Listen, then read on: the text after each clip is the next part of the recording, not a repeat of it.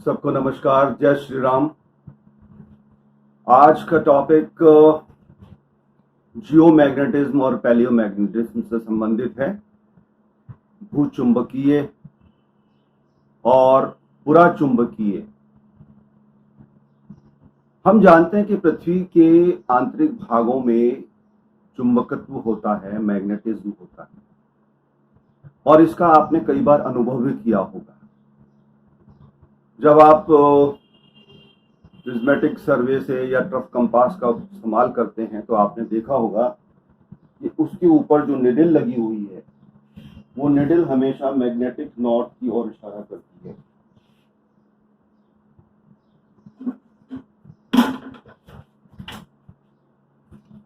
ये जो trough compass है जिसमें निडल लगी है ये हमेशा उत्तर की ओर इशारा करती है। तो एक प्रमाण तो ये है कि पृथ्वी में चुंबकत्व होता है जिसके कारण से पूरे की पूरी पृथ्वी में चुंबकत्व का प्रभाव देखने को मिलता है। दूसरा प्रमाण यह है कि अगर आप किसी लोहे को बहुत समय तक पृथ्वी के आंतरिक भागों में गाड़ दें तो उसमें भी चुंबकत्व पैदा हो जाता है। अब चुंबकत्व की बात को हम हमारी पृथ्वी में साबित करने के लिए हमारे वैज्ञानिकों ने कई प्रकार के प्रयोग किए, कई प्रकार के अध्ययन किए, और इस पर वो इस निष्कर्ष पर निकले कि आप जानते हैं कि हमारी पृथ्वी के 3 प्रमुख परतें हैं, क्रस्ट, मेंटल और कोर, और पृथ्वी पश्चिम से पूर्व की ओर एंटी क्लॉकवाइज घूम रही है। इसके घूमने से सिर्फ पृथ्वी ही नहीं घूम रही है बल्कि ये तीनों की तीनों परतें भी एक दूसरे से घर्षण कर रही हैं। तो जहां पर क्रस्ट और मेंटल एक दूसरे से घर्षण कर रही है वहां पर थर्मल एनर्जी पैदा होती है जिससे संवहन तरंगें उठती हैं और एस्ट्रोनोस्फीयर पर जाकर हमारी प्लेटों को चलायमान करती हैं। दूसरा पार्ट है इसमें मेंटल और कोर का। ये मेंटल और कोर को भी एक दूसरे को रगड़ते हुए निकलती हैं। इनकी रगड़न के कारण से और कोर में फेरस होने के कारण से, फेरस मीन्स मतलब लोह अंश अधिक होने के कारण से, क्योंकि बहुत हैवी है ये और यहां पर सर्वाधिक लोह अंश है। इस घर्षण के कारण से इसलिए यहां पर चुंबकत्व का प्रभाव बहुत तेजी से बढ़ता है। यानी कि चुंबकीय, जिसे हम इंग्लिश में बोलते हैं जियोमैग्नेटिज्म, ये जियोमैग्नेटिज्म यहां पर पैदा होता है, भूचुंबकत्व यहां पर पैदा होता है, और इस प्रकार से एक लाइन में नॉर्थ टू साउथ की और इसकी जो शक्ति है वो मूव करती है। और इस पावर के मूव करने के कारण से हमारे यहां पर, हमारी पृथ्वी पर एक डायपोल सिस्टम बनता है, एक नॉर्थ मैग्नेटिक पोल का और एक साउथ मैग्नेटिक पोल का। तो हमारी जो जब आप कंपास को इस्तेमाल करते हैं, ट्रफ कंपास या प्रिज्मेटिक कंपास का इस्तेमाल करते हैं, तो आपने देखा होगा कि इस पे जो लाल रंग लगा हुआ है या जहां पे नॉर्थ लिखा हुआ है वो नॉर्थ मैग्नेटिज्म की और या नॉर्थ मैग्नेटिक साइड की ओर इशारा करती है और वहां पर जाकर स्थिर हो जाती है। लेकिन वास्तव में ये देखा जाए तो आपके मस्तिष्क में एक सवाल आना चाहिए कि ये जो जितना भी चुंबकत्व के बारे में हम पढ़ते हैं तो प्लस प्लस और माइनस माइनस एक दूसरे को अट्रैक्ट नहीं करता है। प्लस माइनस या माइनस प्लस ही एक दूसरे को अट्रैक्ट करता है। तो वास्तव में जिसको हम नॉर्थ मैग्नेटिक पोल करते हैं वो साउथ मैग्नेटाइज्ड है, और जो साउथ मैग्नेटिक पोल है वो नॉर्थ मैग्नेटाइज्ड है। इस चीज को समझिएगा। जिस ओशन को, जिस पॉइंट को हम नॉर्थ मैग्नेटिज्म बोलते हैं या नॉर्थ मैग्नेटिक पोल बोलते हैं वो साउथ मैग्नेटाइज्ड है। इसलिए हमारी निडल उस साउथ को नॉर्थ के रूप में प्रदर्शित करती है, और पृथ्वी की दिशा के मुताबिक जो ज्योग्राफिकल पोल है उसके मुताबिक हम उसको नॉर्थ बोलते हैं। और साउथ मैग्नेटिक पोल भी साउथ मैग्नेटिक पोल नहीं है, वास्तव में ये नॉर्थ मैग्नेटाइज है। इसको नॉर्थ मैग्नेटाइज पोल भी कहा जाता है। तो समान चरित्र वाले एक दूसरे से जुड़ते नहीं हैं। जैसे स्त्री महिला महिला से और पुरुष पुरुष से शादी नहीं करते। शादी होती है हमेशा स्त्री और पुरुष की, और पुरुष या महिला की। अब नए फैशन में शुरू हो गया है, लेकिन वो प्रकृति के खिलाफ है। तो प्रकृति हमेशा उन चीजों को, प्रकृति में जो जीव जंतु हैं वो एक दूसरे को प्रजनन के लिए आकर्षित करते हैं जो विपरीत विशेषता रखते हैं। जैसे नर मादा, मादा नर, नर नर नहीं, मादा मादा नहीं। इस चीज को ध्यान रखिएगा। अब हमारी पृथ्वी पर आप देखिए कि कई प्रकार के नॉर्थ होते हैं, जिसे मैं पास लाके आपको दिखाने का प्रयास करता हूं। इस डायग्राम में आप देख रहे हैं कि मैंने कई प्रकार के नॉर्थ और उनसे रिलेटेड कई प्रकार के इक्वेटर्स बना रखे हैं। इसमें पहला है ये जीएनपी लिखा है मैंने यहाँ पर। जीएनपी का मतलब है ज्योग्राफिकल नॉर्थ पोल, और इसके साथ साथ में ज्योग्राफिकल साउथ पोल है। ये साउथ है, ये ज्योग्राफिकल साउथ पोल है। ये पृथ्वी का वो 23.5 डिग्री झुका हुआ पार्ट है जो प्रकृति ने हमको दिया हुआ है। इसके पश्चिम में आप देखिए जीएमपी और जीएमएस लिखा है।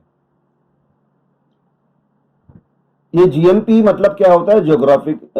जियो मैग्नेटिज्म पोल नॉर्थ और जियो मैग्नेटिज्म पोल साउथ। ये मैग्नेटिक नॉर्थ मैग्नेटिक पोल और ज्योग्राफिकल मैग्नेटिक पोल के बीच में होता है। अब जब हम कंपास का इस्तेमाल करते हैं तो कंपास हमें कौन सी दिशा दिखाता है? वो ना तो ये दिशा दिखाता, ना ये दिशा दिखाता, ना ये वाली दिशा। तीसरी जो दिशा है हमें वो दिशा ये प्रदर्शित करता है। यानी कि जब आप किसी कंपास का इस्तेमाल करते हैं पृथ्वी के किसी भी पार्ट पर, तो वो ये नॉर्थ मैग्नेटिक पोल की ओर इशारा करता है। और इसी को ध्यान में रखते हुए हम सभी प्रकार के मैप्स वगैरह बनाते हैं। साथ ही यहां पर आप देखें जीएमपी और इधर जीएमपी नॉर्थ एंड साउथ। ये बड़ा इंपॉर्टेंट पॉइंट होता है। इनसे ही होकर पृथ्वी की चुंबकीय शक्तियां बाहर निकलती हैं, चुंबकीय वेव जो होती हैं वो बाहर निकलती हैं, और अंतरिक्ष से या सूर्य से आने वाली जो कॉस्मिक किरणें होती हैं या सोलर स्टॉर्म्स होती हैं, उनसे क्रिया करके यहाँ पर अरोरा बोरेलिस और साउथ में अरोरा ऑस्ट्रेलिस जैसे प्रकाश का निर्माण करती हैं। तो ये उच्च अक्षांशों में दोनों, और उत्तरी ध्रुव और दक्षिण ध्रुव के उच्च अक्षांशों में इस प्रकार का प्रकाश हमको देखने को मिलता है। ठीक है। अब ध्यान देने वाली बात यह कि ये साउथ मैग्नेटिक पोल हमेशा खिसकता रहता है, एक जगह स्थिर नहीं है, बल्कि ये फ्लक्चुएट होता रहता है। कभी ये ईस्टवर्ड होता रहता है, कभी ये साउथवर्ड होता रहता है। और इसका मुख्य कारण बताया जाता है, एक तो प्लेट्स जो चलायमान हैं, प्लेट्स के चलायमान से इनकी पोजीशन चेंज होती रहती है, और दूसरा शिंडलर वॉबल मोशन जो होता है उसके कारण से भी ये अपनी स्थिति को पूर्व पश्चिम उत्तर दक्षिण बदलते रहते हैं। अब यहां पर मैंने लिखा है कि साउथ मैग्नेटाइज पोल जो था 1947 में, वो इन Prince of Wales Islands Canada में था। ये 1947 की स्थिति है। अब 1947 से लेकर अब तक इसमें बदलाव किस प्रकार से हुए वो मैंने यहां प्रदर्शित किए हैं। आप देखिए 1947 में ये Prince of Wales Island Canada में था। 2001 में इसने स्थिति फिर बदली, 81 डिग्री 3 मिनट नॉर्थ लैटिट्यूड और 110 डिग्री 8 मिनट वेस्ट लॉन्जिट्यूड की ओर ये शिफ्ट हुआ। और 2017 में जो लेटेस्ट हमने इसको स्टडी किया हमारे साइंटिस्ट ने, ज्योग्राफिकल सर्वे ऑफ कनाडा और ज्योग्राफिकल सर्वे ऑफ रशिया ने, तो ये पाया गया ये 81 से आकर 86 डिग्री 5 मिनट नॉर्थ लैटिट्यूड की ओर चला गया, और 172 डिग्री 6 मिनट वेस्ट लॉन्जिट्यूड की ओर चला गया। ये यहाँ पर एल्समेयर आइलैंड है कनाडा के नॉर्थ में। आज के समय ये यहाँ पर स्थित है, एल्समेयर आइलैंड कनाडा में। अब आगे बताते हैं कि moving towards Russia at the rate of 50 to 60 kilometre per year. अब ये यहां पर भी स्थित नहीं है, एल्समेयर आइलैंड पर भी स्थित नहीं है। अब ये कनाडा को छोड़कर आर्टिक सी से निकलता हुआ रशिया की ओर जा रहा है और ये रशिया की ओर मूव कर रहा है, जो दोनों ही देशों के जियोलॉजिकल डिपार्टमेंट्स ने इसको प्रूव किया है। और इसकी जो दर है वो 50 से 60 किलोमीटर प्रति वर्ष की दर से, प्रति वर्ष की स्थिति से है, गति से है। यहां पर मैंने ये साउथ विक्टोरिया आइलैंड बताया है, जो अंटार्कटिका में पड़ता है। यहाँ गलती से मैंने ऑस्ट्रेलिया लिख दिया था, ये अंटार्कटिका में पड़ता है। यहां पर ये साउथ मैग्नेटाइज है और इसको हम नॉर्थ मैग्नेटाइज है और इसको हम साउथ मैग्नेटिक पोल के नाम से जानते हैं। और यहां पर भी ये अरोरा ऑस्ट्रेलिस लाइन जो प्रकाश होता है वो चमकता है 80 से 280 किलोमीटर हाइट पर, ठीक है ना। और हमारे इंसेक्ट्स वगैरह जो होते हैं, सैटेलाइट्स वगैरह होते हैं, वो 36,000 किलोमीटर के ऊपर स्थित होते हैं और इससे ऊपर जाकर 60,000 किलोमीटर तक की जो रेडियस है, जो परिधि है पूरी की पूरी, ये मैग्नेटोस्फीयर या आयनोस्फीयर की होती है। जो यहां से इस पृथ्वी का जो मैग्नेटिक बार है, इससे नॉर्थ और साउथ से निकलने वाली जो मैग्नेटिक वेव्स हैं, उन वेव्स से एक सुरक्षा कवर पृथ्वी के चारों ओर बनता है। और ये सुरक्षा कवर सूर्य से आने वाली हानिकारक किरणों, सोलर स्टॉर्म्स और सोलर फ्लेयर से हमारी रक्षा करता है। और इनकी ही क्रिया से नॉर्थ और साउथ पोल पर अरोरा बोरेलिस और अरोरा ऑस्ट्रेलिस नाम के प्रकाश देखने को मिलते हैं, ठीक है ना। अब यहां पर आते हैं हम दूसरे पार्ट पर। यहां मैंने बताया है कुछ टर्मिनोलॉजी है जिनको आपको जानना जरूरी है, जैसे मैग्नेटिक इंक्लिनेशन और डिप, चुंबकीय नति। अब ये चुंबकीय नति क्या होती है? Angle between the magnetic north and true north. ये जो मैग्नेटिक नॉर्थ और ट्रू नॉर्थ है, ज्योग्राफिकल नॉर्थ, इन दोनों स्थानों के बीच में जो एंगल बनता है, उस एंगल को मैग्नेटिक इंक्लिनेशन या डिप के नाम से जाना जाता है। एक एग्जांपल देता हूं मैं आपको। जैसे आपने यहां पर कंपास रखा, तो यहां से लेकर इसको देखते हुए और इसको देखते हुए जो एंगल बना है, वो एंगल मैग्नेटिक इंक्लिनेशन और डिप या चुंबकीय नति के नाम से जाना जाता है। एक और स्थान पर भी आप इसी प्रकार से देखेंगे तो ये चुंबकीय उत्तर से लेकर और ज्योग्राफिकल उत्तर तक का जो एंगल बनेगा वो भी एक मैग्नेटिक इंक्लिनेशन या डिप बनेगा। और जो लाइन इन समान स्थानों को जोड़ती है वो लाइन आइसोक्लिनिक लाइन से जानी जाती है, यानी कि इक्वल मैग्नेटिक इंक्लिनेशन लाइन, समान चुंबकीय नति को जोड़ने वाली या स्थानों को जोड़ने वाली रेखा। फिर यहां पर एक मैंने लिखा है मैग्नेटिक डिक्लिनेशन। ये इंक्लिनेशन है, ये डिक्लिनेशन है। ये क्या है? Is the angle between the horizontal plane and the total field of vector. इसको समझने वाली बात है कि जैसे ही आप इक्वेटर पर आकर, भूमध्य रेखा पर आकर अपना ट्रफ कंपास या मैग्नेटिक कंपास रखते हैं, तो यहां पर इसका एंगल 0 होगा। और जैसे ही आप 10 पे चलते हैं तो ये 10 डिग्री सरफेस से बनाएगा, 20 पे जाएंगे तो 20, 40 पे जाएंगे तो 40, 80 पे जाएंगे तो 80। और जैसे ही यह मैग्नेटिक पोल पर आप जाएंगे तो आपकी ये मैग्नेटिक निडल इसके ऊपर 90 डिग्री एंगल पर खड़ी हो जाएगी, यानी कि इसका पूरी तरह से मैग्नेटिक फील्ड से मिलन हो जाएगा। ऐसा ही सदर्न हेमिस्फीयर में होता है। यहां पर भी इस सदर्न मैग्नेटिक पोल पे आकर निडल बिल्कुल स्ट्रेट सीधी 90 डिग्री पे खड़ी हो जाएगी। तो इस प्रकार के जो डिक्लिनेशंस होते हैं वो हॉरिजॉन्टल प्लेन के साथ साथ चलते हुए एंगल्स बनाते हैं, और ये एंगल सरफेस से हमेशा बदलते रहते हैं और यहाँ 90 पर जाते जाते ये या मैग्नेटिक नॉर्थ पोल पे जाते जाते और मैग्नेटिक साउथ पोल पे जाते जाते हमारी निडल इसके ऊपर बिल्कुल स्ट्रेट या 90 डिग्री पर खड़ी हो जाती है। तीसरा पॉइंट मैंने यहां बताया कि आइसोगोनिक लाइन, आइसोगोनिक लाइन है पॉइंट हैविंग इक्वल डिक्लिनेशन। जहां पर इक्वल डिक्लिनेशन या समान नति वाले क्षेत्र होते हैं, उन समान नति वाले क्षेत्रों को जोड़ने वाली रेखा आइसोगोनिक लाइन कहलाती है। पॉइंट्स हैविंग इक्वल डिक्लिनेशन, समान नति वाले क्षेत्रों को जोड़ने वाली लाइन आइसोगोनिक लाइन कहलाती है। ऐसे एक टर्मिनोलॉजी है एगोनिक लाइन।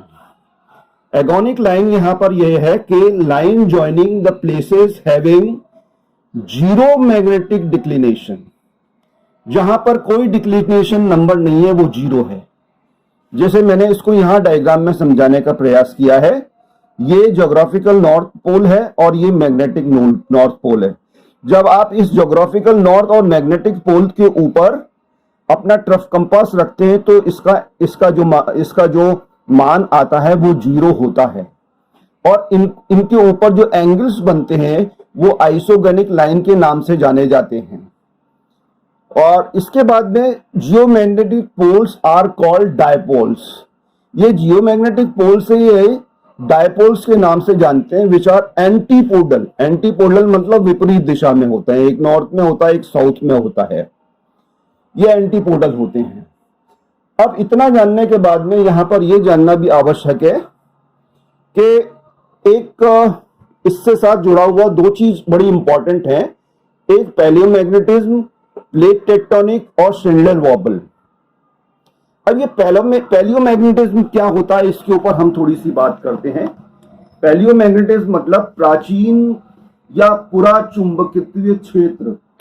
पैलियोमैग्नेटिज्म, पैलियो मतलब प्राचीन, पुरा, और चुंबकीय क्षेत्र मतलब चुंबक से या हमारे पृथ्वी का जो चुंबकीय भाग है उससे संबंधित है। कोई भी चट्टान जब बनती है मेल्टिंग अवस्था से वो ठोस अवस्था की ओर जाती है तो उसमें चुंबकत्व का प्रभाव इम्प्रिंट हो जाता है, छप जाता है, और वो हमेशा बना रहता है। अब आप किसी भी इस प्रकार की हार्ड चट्टान का 1000 साल बाद, 10,000 साल बाद, 10 लाख साल बाद भी अध्ययन करेंगे तो उस पर वो मैग्नेटिक इम्प्रिंट जो अंकित हो गए हैं वो सदा बने रहेंगे। आप उनका अध्ययन कर सकते हैं। पिछले लेक्चर में मैंने आपको बताया था कि कैसे अध्ययन करते हैं हम। इसमें जो सबसे अच्छी टेक्निक मानी जाती है वो यूरेनियम लेड रेडियोमेट्रिक टेक्निक मानी जाती है, जिसके द्वारा हम इन चट्टानों की एज का और इसमें छुपे हुए विभिन्न प्रकार के जो फॉसिल्स हैं, जीवाश्म हैं, उनकी एजिंग मालूम कर सकते हैं कि किस समय और क्या है ये, और उस पर्टिकुलर टाइम में किस प्रकार की जलवायु रही होगी, किस प्रकार के जीव जंतु रहे होंगे, किस प्रकार की वनस्पति रही होगी, उनका खान पान किस प्रकार का रहा होगा, चट्टानों का केमिकल स्ट्रक्चर क्या रहा होगा, उनका जो टेक्सचर है वो क्या होगा। तो ऑलमोस्ट एक्यूरेट 0.1 और 0.2% इधर उधर कर सकते हैं आप, लेकिन इस टेक्निक से हमको जो रिजल्ट्स मिलते हैं वो बड़े सटीक ही मिलते हैं। तो इस टेक्निक के द्वारा यूरेनियम लेड रेडियोमेट्रिक टेक्निक के द्वारा हम चट्टानों का अध्ययन करते हैं, और जो चट्टानी परत जितनी ज्यादा नीचे होती है उसकी उम्र उतनी ही ज्यादा होती है। जैसे ये एक परत है, इसके बाद दूसरी परत उसके बाद आई, तीसरी परत आई, चौथी परत आई, 5वीं परत आई, 6ठी या 10वीं परत आई। जो सबसे ऊंची वाली, सबसे ऊपर वाली परत है जिसे हम छू सकते हैं, वो सबसे नई है, और जैसे जैसे हम इससे नीचे जाते जाएंगे डिग करते हुए, खोदते हुए, तो इसके बाद पुरानी परतें हमारे सामने आती जाएंगी। और ये पुरानी परतें एक प्रकार से पृथ्वी के इतिहास के जानने के पेजेस हैं, पन्ने हैं, इनके ऊपर वो सब कुछ अंकित है जो उस समय के एनवायरनमेंट में या पर्यावरण में सुरक्षित था या छुपा था। तो इस यूरेनियम लेड रेडियोमेट्रिक टेक्निक के द्वारा या डेटिंग के द्वारा हम इनके बारे में सही जानकारी प्राप्त कर सकते हैं कि किस युग की हैं इस युग में किस प्रकार का जलवायु रहा होगा, किस प्रकार के जीव जंतु रहे होंगे, किस प्रकार का चट्टानों का केमिकल स्ट्रक्चर या टेक्सचर रहा होगा, वनस्पति कैसी रही होगी, ये सब देखने को हम इन सब का अध्ययन हम इसके अंतर्गत करते हैं। और जब प्रारंभ में 4.6 बिलियन ईयर्स एगो जब हमारी पृथ्वी द्रवीय अवस्था से ठोसीय अवस्था में आ रही थी, तो एक सर्टेन पॉइंट पर जाकर इसमें एक सर्टेन पॉइंट या सर्टेन टेम्परेचर, जिसे हम कहते हैं ज्योग्राफिकल और जियोलॉजिकल लैंग्वेज में Curie point, CUREIE, Curie point या क्यूरी टेम्परेचर। तो क्यूरी पॉइंट या क्यूरी टेम्परेचर पर पहुंचने के बाद में इसमें चुंबकत्व का प्रभाव छपने लगता है, इसमें इम्प्रिंट होने लगते हैं। अब ये क्यूरी क्या है, क्यूरी इम्पैक्ट क्या है, इसके बारे में आपको मैं थोड़ा बताना चाहूंगा। ये मैंने यहां पे लिखा है क्यूरी पॉइंट और Curie temperature at which the certain magnetic material undergo a sharp change in their properties, विशेषकर रॉक्स एंड मिनरल्स की। और रॉक्स और मिनरल्स इस पर्टिकुलर टेम्परेचर में के बाद में एक पर्टिकुलर टेम्परेचर पर पहुंचते हैं 570 डिग्री सेंटीग्रेड। जब ये कम होते हुए टेम्परेचर 570 डिग्री सेंटीग्रेड तक पहुंचते हैं, तब इनमें मैग्नेटिज्म या चुंबकत्व का प्रभाव बढ़ने लगता है या छपने लगता है। तो ये एक ही दिशा में बनेंगी, और वो दिशा क्या होगी, नॉर्थ और साउथ मैग्नेटिक पोल के अकॉर्डिंग, विशेषकर नॉर्थ मैग्नेटिक पोल के अकॉर्डिंग सारी पर इसी प्रकार से। अब मान लीजिए सी फ्लोर स्प्रेडिंग या सागर प्रसरण वितरण के कारण से प्लेट्स का जो मूवमेंट होता है, इन प्लेट्स के मूवमेंट के कारण से ये अपने स्थानों और दिशा को छोड़ देती है। तो अपने स्थानों और दिशाओं को छोड़ने के कारण से इनके जो मैग्नेटिक इम्प्रिंट होते हैं, उनकी दिशा भी बदल जाती है, और उनकी मूल दिशा बदल जाने के कारण से हम ये अध्ययन करते हैं कि उस समय ये लैंडमार्क या प्लेट जब वहां रही थी तो इसके जो मैग्नेटिक इम्प्रिंट्स इस डायरेक्शंस में थे, ये मूव करते हुए इधर आ गई है, तो अब इसके मैग्नेटिक इम्प्रिंट्स इस डायरेक्शन में हो गए हैं। और इसके बाद में जितनी भी ये प्लेट्स जब भी नए स्थानों पे पहुंचती है और वहां पर जो मैग्मा आता है, मैग्मा जमता है, लावा वगैरह, तो वहां पर उस स्थान के मुताबिक उसके ऊपर मैग्नेटिज्म के इम्पैक्ट बनते हैं। तो आप देखेंगे कि जैसे जैसे आप चट्टानों की लेयर्स का स्टडी करेंगे, तो अलग अलग मैग्नेटिज्म इम्प्रिंट और उनकी दिशाएं प्राप्त होंगी। ये बात इस बात को प्रूव करता है कि हमारे महाद्वीप कभी स्थिर नहीं रहे, हमारे महाद्वीप हमेशा चलायमान रहे हैं। जो आप प्लेट टेक्टोनिक सिद्धांत में पढ़ते हैं, जो कि अब सर्वमान्य सिद्धांत है, जिसे सभी वैज्ञानिक मानते हैं कि महाद्वीपों और महासागरों का स्थायीकरण कभी नहीं रहा है। हमारी पृथ्वी का जो मानचित्र है, इस मानचित्र का पैटर्न हमेशा बदलता रहा है। एक एग्जाम्पल मैं आपको देना चाहूंगा यहाँ पर कि हमारा जो भारत है वो भी अफ्रीका के पास नीचे की ओर स्थित था, उससे अटैच्ड था और गोंडवाना लैंड से संबंधित था। यानी कि हमारे जो वर्तमान जो भूमध्य रेखा है उससे नीचे था। ऐसा कहा जाता है कि भारत भूमध्य रेखा पर या भूमध्य रेखा भारत पर स्थित रही है किसी समय पर, और इसके हमारे यहाँ पर भूमध्य रेखीय वनों के फॉसिल्स भी भारत में देखने को मिलते हैं। इस बात को प्रूव करते हैं कि हमारी प्लेट साउथ से मूव करती हुई नॉर्थ की ओर गई है और तिब्बतन प्लेट के नीचे जाके धसी है। इस तिब्बतन प्लेट के नीचे जाके धसने के कारण से अब ये यहां से मूव करती हुई आई है, तो इक्वेटर या भूमध्य रेखा को भी क्रॉस करते हुए आई। मायोसीन और क्रिटेशियस एज में ये इसको क्रॉस करते हुए यहां पर आके हमारे तिब्बतन प्लेट के नीचे धसी है और यहां हिमालय पर्वतों का निर्माण हुआ। और आज भी ये प्लेट हमारी इस तिब्बतन प्लेट को धक्का मार रही है। जिससे कि पूरे के पूरे हिमालय क्षेत्र पर हम भूकंप का अनुभव करते हैं। ये भूकंप और ज्वालामुखी आने का मुख्य स्पष्टीकरण यही है कि जहां दो प्लेट्स एक दूसरे से मिल रही हैं, विनाश हो रहा है, एक प्लेट नीचे जाके धंस रही है और मेंटल में जाके पिघल रही है, उसका निचला भाग, ऊपरी भाग तो उस सतह से मिल जाएगा, निचला भाग जाके मेंटल में पिघल रहा है और पिघलने के कारण से एनर्जी भी निकल रही है। ये एनर्जी संवहन तरंगों के रूप में मैग्मा को चलायमान रखती है। अब ये मैग्मा हिमालय से तो निकल नहीं पाता है, तो हिमालय से और तिब्बतन प्लेट्स के ऊपर जाकर ये जोर जरूर अपनाता है, वहां पर आजमाता है, लेकिन थिकनेस इतना अधिक होने के कारण हिमालय और तिब्बतन प्लेट इनको बाहर निकलने के लिए मना कर देती है कि भैया हम तेरे को बाहर नहीं निकलने देंगे यहाँ। तो ये घूम के वापस से अधे मंडल से होता हुआ साउथ की ओर जाता है और हिंद महासागर में हिंद महासागर में जो विशेषकर महासागरीय कटक हैं, ओशनिक रिजेस हैं, उनसे होकर दोनों तरफ बाहर निकलता है, यानी कि सी फ्लोर स्प्रेडिंग यहां पर होता है नॉर्थ और साउथ की ओर। अब ये नॉर्थ की ओर जो लावा निकलता है, ये हमारी इंडियन प्लेट को फिर वापस से उत्तर की ओर धक्का मारता है, तो हमारी अभी जो प्लेट्स है वो नॉर्थ ईस्ट डायरेक्शन में मूव कर रही है, उत्तर पूर्व दिशा में मूव कर रही है।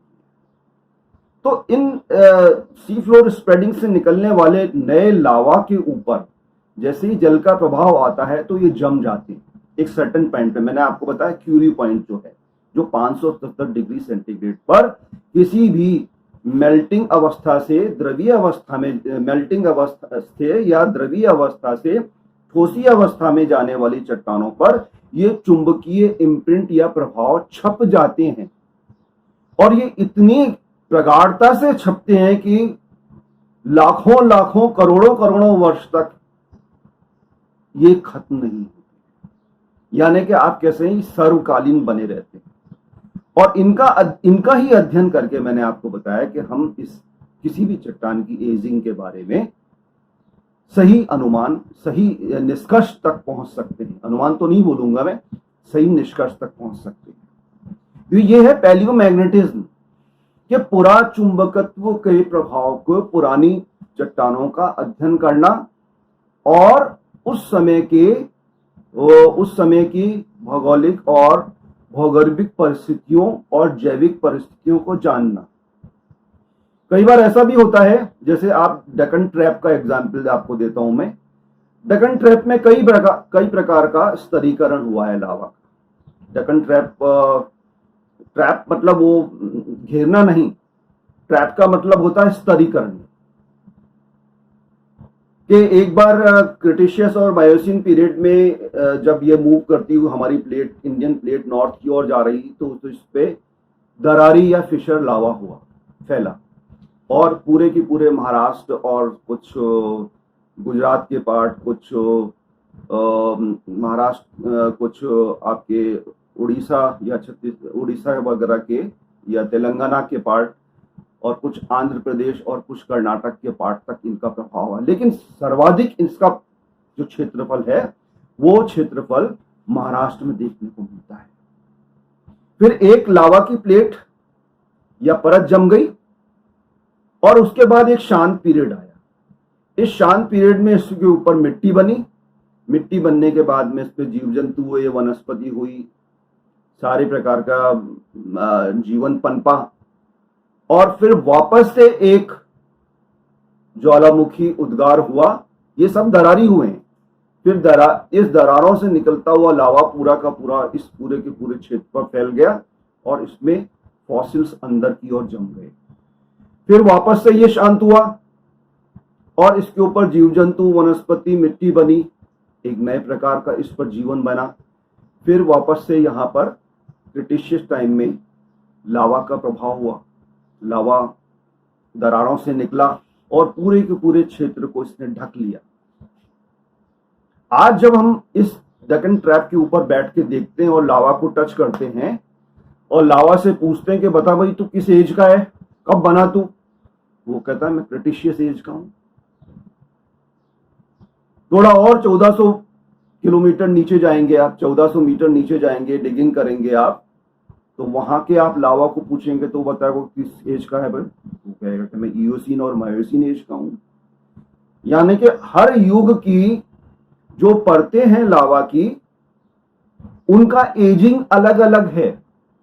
और ये एजिंग अलग अलग किस रूप में है कि उस समय के चुंबकत्व के प्रभाव को इनकी चट्टानों ने क्यूरी पॉइंट पर आते आते अपने आप में अपने अंदर छाप लिया। तो मैग्नेटिज्म इन पर सर्वकालीन स्थिति के लिए, हमेशा के लिए छप गए, जिसका अध्ययन हम आज करते हैं। इसलिए जियोलॉजी में एक कहावत है कि layers of rocks or earth is known as the pages of earth history। ये जितने लेयर्स हैं पृथ्वी के, ये पृथ्वी के इतिहास के पन्ने हैं, पेजेस हैं, जिनका हम अध्ययन करते हैं और अध्ययन करने के बाद में किसी निष्कर्ष पर पहुंचते हैं। तो आज साइंस बहुत आगे बढ़ गया है। और साथ ही ये भी ध्यान में रखने वाली बात है, ये पैलियोमैग्नेटिज्म और सी फ्लोर स्प्रेडिंग दो ऐसे एविडेंस हैं जो प्लेट टेक्टोनिक सिद्धांत को की सत्यता को पूरी तरह से प्रूव करते हैं, पूरी तरह से प्रमाणित करते हैं। आज के लिए इतना ही, धन्यवाद। मैं doctor Ajay Kumar Sharma, associate professor geography, सम्राट पृथ्वीराज महाविद्यालय, राजकीय महाविद्यालय अजमेर। आपके कोई सवालात हो तो आप पूछ सकते हैं। और जो हमारा जो ज्योग्राफिकल चैनल है यूट्यूब पर, वो SPCGCA ज्योग्राफी यूट्यूब चैनल के नाम से है, उसको सब्सक्राइब कीजिए और नीचे जो घंटा आ रहा है उसको घंटे को भी दबाएं, जिससे आप इससे जुड़ सकें और अधिक से अधिक विद्वानों के भौगोलिक विषयों पर आप लेक्चर्स वगैरह देख सकें। धन्यवाद। Thank you very much.